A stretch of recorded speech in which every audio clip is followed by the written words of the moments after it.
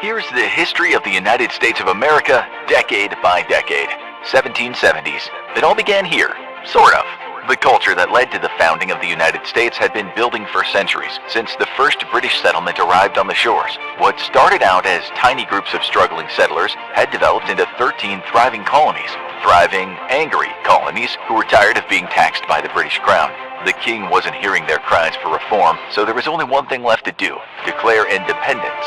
And on the 4th of July, 1776, that's exactly what they did. Of course, the British weren't taking that lightly. The first shots had already been fired in 1775, but now the colonies were officially in rebellion. They would be up against the full might of the British Empire. The Americans were outgunned, outarmed, and had little hope of winning. Unless you ask General George Washington and his troops, who kept the colonists in the fight far longer than expected, long enough to take us to the next decade, 1780s. Once it became clear that the American troops were holding on longer than expected, people started to pay attention to the conflict. The French, longtime rivals of the British, were particularly intrigued, and some even joined the Continental Army. The war dragged on, but the surprising victory of the Americans at the Battle of Yorktown set the stage for an American victory. By September of 1783, the British were ready to be rid of this troublesome colony, and a treaty was signed. The United States of America officially became its own country. Now they just had to run it. The first attempt at a system of government, the Articles of Confederation, was a mess. It largely treated the 13 colonies like 13 separate entities with only a loose government to unite them. It took effect in 1781, but a series of rebellions and conflicts over taxes made it clear that it wouldn't hold. It was decided to hold a constitutional convention, and every major thinker and figure united to hash out the details. It wasn't easy, and the desire of southern states to preserve slavery nearly derailed the whole convention. But at the end, it was approved, and the next step was to pick the first president of the United States. It was no surprise when the war hero George Washington won the election unopposed. But Washington would not have an easy time in office.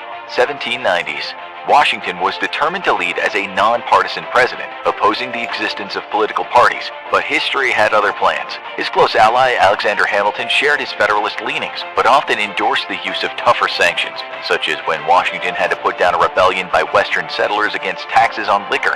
Hamilton initially advocated for insurrectionists to be executed, but Washington vetoed it. Putting down the rebellion had done enough to establish that the federal government would and could defend its authority. Vermont, Kentucky, and Tennessee joined the Union, and the new country looked strong. But opposition was brewing. While Washington's approach was popular, founding fathers Thomas Jefferson and James Madison didn't like the government's growing power. They accused the Federalists of heading back on the path to monarchy and created their own Democratic-Republican Party. While Washington was elected with no opposition in 1792, he shocked everyone by announcing his retirement and setting up the precedent that no president would serve more than 2 terms. America geared up for its first competitive election, with Washington's close advisor and Vice President John Adams defeating Jefferson. And that's where things start to get complicated. Tensions were ramping up with France in a strange quasi-war in the Caribbean. Things were still hostile with Britain, and the U.S. was engaged in conflicts with multiple Native American groups. Adams was not as popular as Washington, so he attempted to shore up his political strength with the Alien and Sedition Acts, which made it harder to gain U.S. citizenship and in some cases made it illegal to criticize the government. These acts were aimed at weakening the Democratic Republicans, but it backfired, energizing the opposition. In the 1800 election, Thomas Jefferson defeated Adams, and everyone waited nervously to see if Adams would give up power peacefully. He did, and set a standard that every other president would follow, well, mostly. A new president and a new country entered the 19th century, 1800s. The first change of government in the United States would bring many unexpected results. For one thing, the United States was still a tiny sliver of its eventual size, but that would change in 1803 when Jefferson organized the Louisiana Purchase with post-revolution France. This added a massive swath of land to the country, nearly doubling its size, and suddenly they began to look like a major global player. Jefferson also tried to calm down tensions with Britain and France by imposing a trade embargo on everyone. Was the U.S.'s isolationist era about to begin? The trade embargo was deeply unpopular and hurt the U.S. economy, and it wasn't the only crazy event that happened this decade. 2 founding fathers went to war, and Vice President Aaron Burr killed Alexander Hamilton in a duel. This was also around the time the Constitution was changed to allow the president to pick his own VP, instead of being paired with the runner-up, so Burr was replaced with George Clinton in Jefferson's successful re-election bid, and Jefferson's presidency would end up being highly consequential. This was the period when Lewis and Clark set out on their expedition, when the steamboat was invented, and when the U.S. ended slave trade with Africa. They had more than enough slaves to staff the slave states already, but some states like New Jersey were beginning to abolish the barbaric practice. Jefferson's successful term led to his protege James Madison being elected to replace him in 1808, and Madison's term would start with a lull and continue with a bang, because the young country was about to be tested. 1810s. George Clinton had stayed on as Madison's VP, but the elder statesman died in 1812, just in time for the U.S. to face its biggest crisis yet. Conflicts over American expansion in North America, British backing for Native American insurgents against the Americans, and conflicts over trade routes across the Atlantic exploded into conflict, and the U.S. and Britain were at war once again. A naval blockade, conflicts with British Canada, and the burning of Washington, D.C. in 1814 made it look like the great American experiment might be reaching its end. But never count out a Yankee. Led by General Andrew Jackson, the Americans turned back the British troops and captured the Spanish territory of Florida. A peace treaty ended the war, and an easily re-elected Madison prepared to retire. He had lost 2 vice presidents, with Elbridge Gerry dying only a year after taking office, and added 2 new states in Louisiana and Indiana. His close ally, James Monroe, would succeed him, continuing the Democratic Republicans' winning streak in 1816. Monroe would add 3 new states, Mississippi, Alabama, and Illinois. The Supreme Court would become a bigger player this era, ruling that federal authority was supreme over state laws. Monroe would be re-elected unanimously in 1820, but the era of the Founding Fathers was drawing to a close. 1820s. Monroe would continue to go down as one of the most successful American presidents, adding Missouri and Maine to the Union and Florida as a territory. He issued the Monroe Doctrine, which called for an end to European colonialism in the Western Hemisphere, but his successor would determine his legacy, and that was complicated. The leading candidate was fiery populist Andrew Jackson, still riding high off his military triumph. But while he got the most votes, he didn't get the majority in a 4-way race, and Congress instead chose Secretary of State John Quincy Adams, the son of the former president. To say this was controversial would be putting it lightly. Adams took office with a cloud over his head, and his vice president was the ruthless slavery defender from South Carolina, John C. Calhoun. His presidency would soon be touched by tragedy as his father died, the same day as his rival Thomas Jefferson.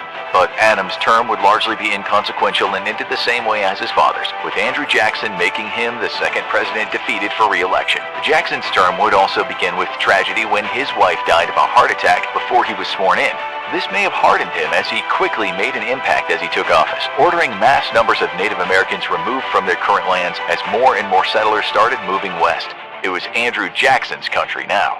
1830s. Andrew Jackson's presidency would be defined by conflict, one after another. The issue of slavery was continuing to boil over, with many northern states outlawing the practice, and escaped slave Nat Turner leading a bloody revolt that killed over 50 people. The Supreme Court overturned some of Jackson's policies on natives, something he ignored as he continued the mass removals in what's now considered one of the worst acts of genocide in North America.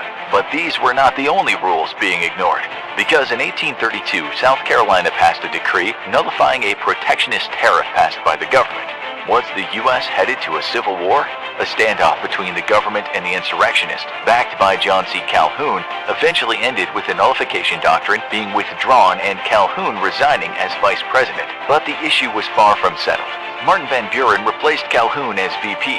Jackson was re-elected easily, and he expanded presidential powers. Conflicts in both Texas and Florida exploded as the future states became battle zones. In 1836, the Texas rebels lost to Mexico at the Alamo, but by later that year they were an independent nation. Samuel Colt invented the revolver, Arkansas officially joined the Union, and Jackson was popular enough to help Martin Van Buren become the next president.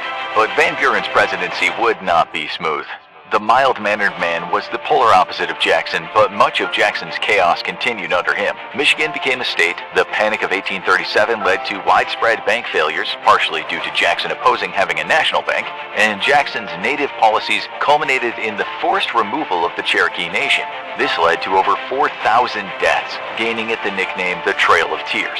And in case anyone forgot about the slavery issue, it hit a new flashpoint when a group of slaves seized a Spanish ship, sailed to the U.S., and 1 their freedom in court after an extended battle. Van Buren was largely seen as ineffectual, so it wasn't a surprise when he lost the presidency to elderly war hero William Henry Harrison, just in time for a chaotic new decade.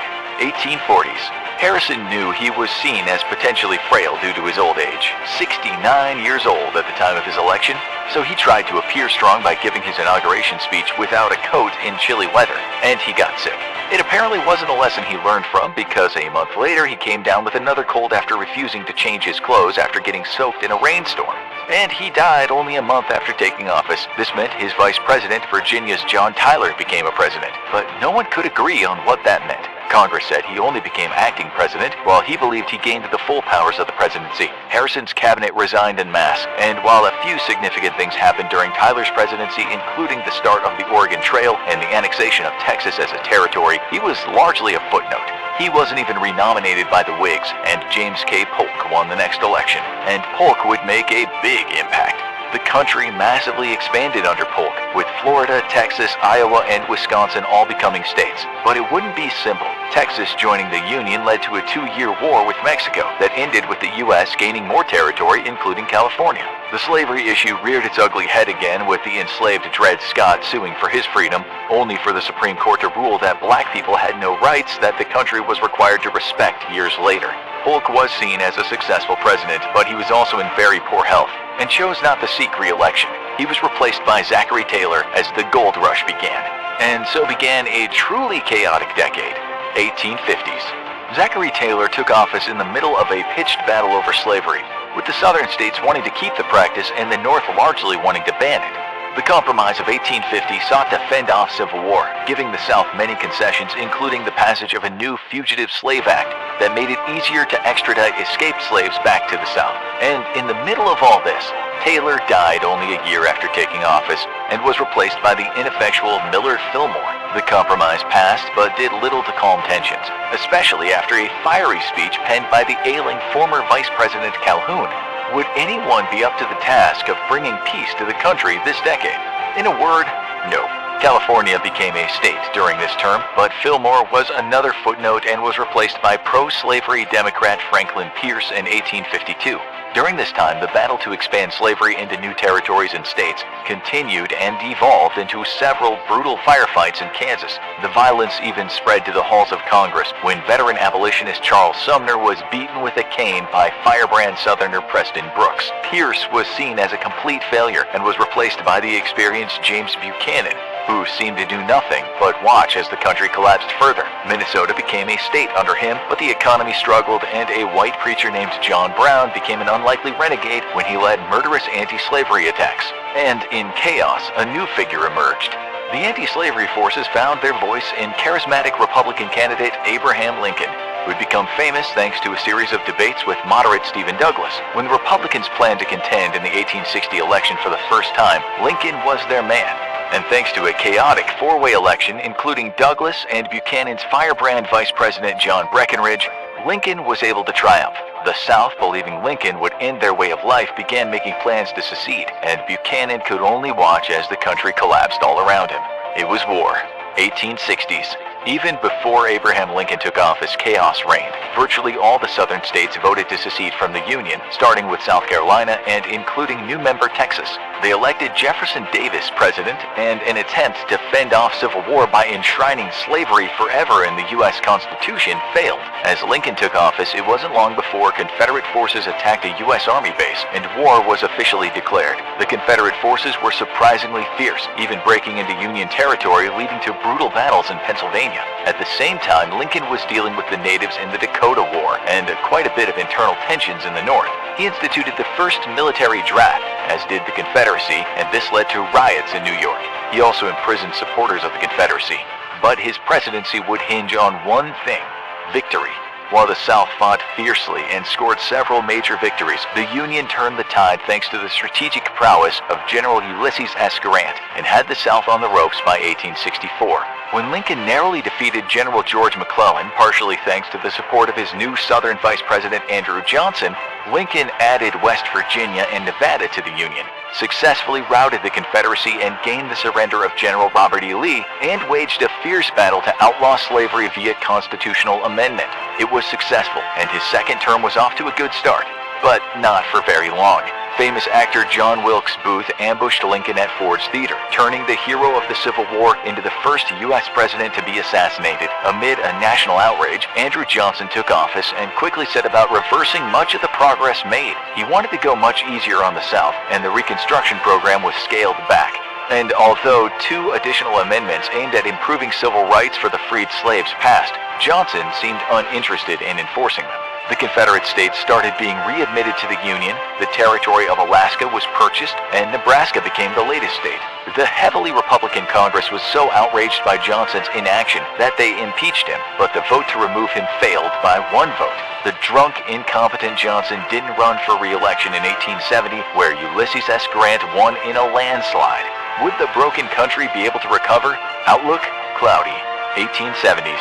Grant would restore many of the principles of Reconstruction that Lincoln introduced, but it wouldn't solve all the local problems. The southern states that were readmitted quickly started passing laws segregating and restricting their black populations. A terror gang named the Ku Klux Klan, known for their famous white hoods, began targeting freed slaves and northerners. The city of Chicago was devastated by a massive fire, killing over 300, while New York was in the grips of massive corruption under the Tammany Hall political empire. It was a chaotic time, but Grant had a lot of goodwill and easily won re-election in 1872. His second term would be characterized by conflict with the native tribes, expansion in the West, and another economic crisis.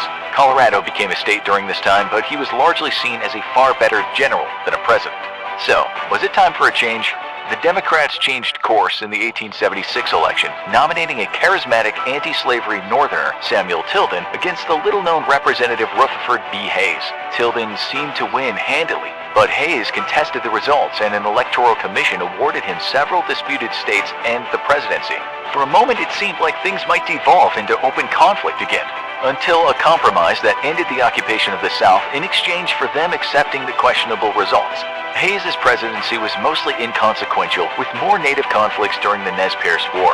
The most notable event might have been Thomas Edison inventing the first commercial light bulb in 1879, but it was a rare quiet period, with Hayes choosing not to run for re-election and being replaced by the equally laid-back James A. Garfield in a very close election. But the quiet wasn't going to last long.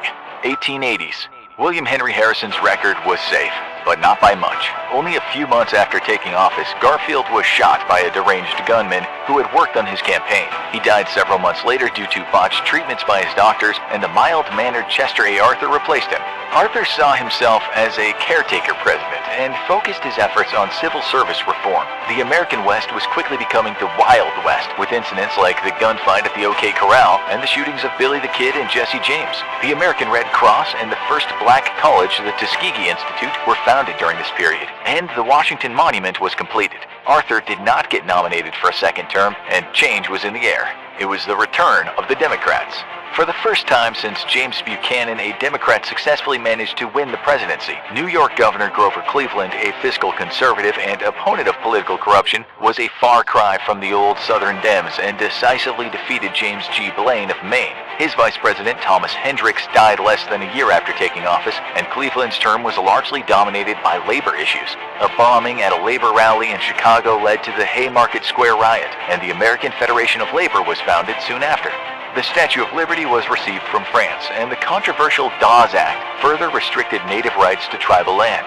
Cleveland was overall popular, and he was seen as the favorite in the 1888 election against Benjamin Harrison.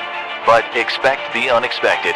The Republicans were the better organized party, and while Cleveland handily won the popular vote, he lost the electoral vote to Harrison and was ousted. Cleveland's wife reportedly boasted not to change the decor because they'd be back in 4 years.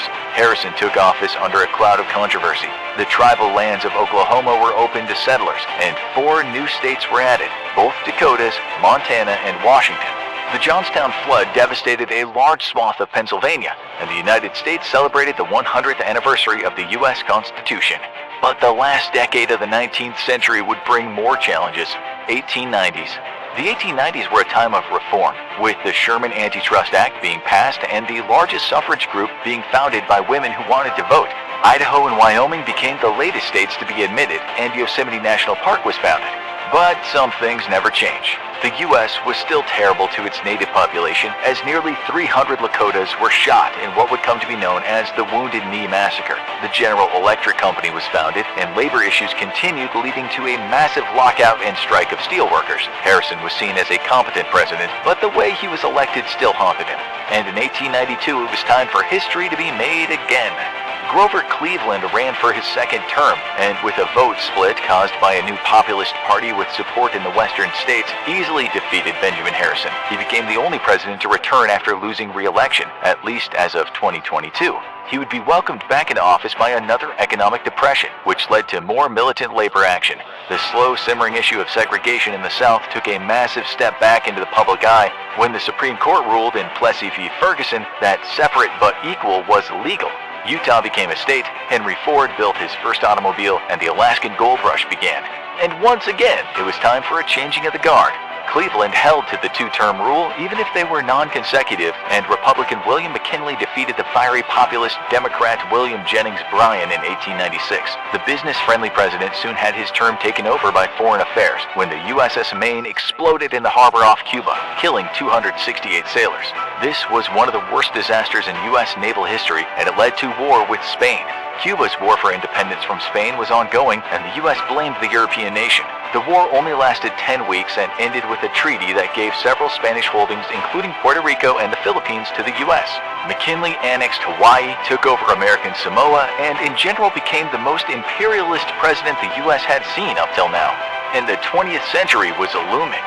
As the 1900s rolled around, McKinley weathered the death of Vice President Hobart, picking the troublesome New York Governor Theodore Roosevelt, a controversial progressive, as his new running mate. The party bosses wanted Roosevelt, a popular Spanish-American war hero, out of the way. Together, the unlikely duo easily defeated Bryan for the second time and took office. McKinley was victorious. Roosevelt was contained in a position where he had very little power, and the 20th century was full of promise. What could go wrong? My God, is that Lon Cholos with a steel chair? Want to know more about one of the darkest periods in American history? Check out what life was like during the Civil War, or watch this video instead.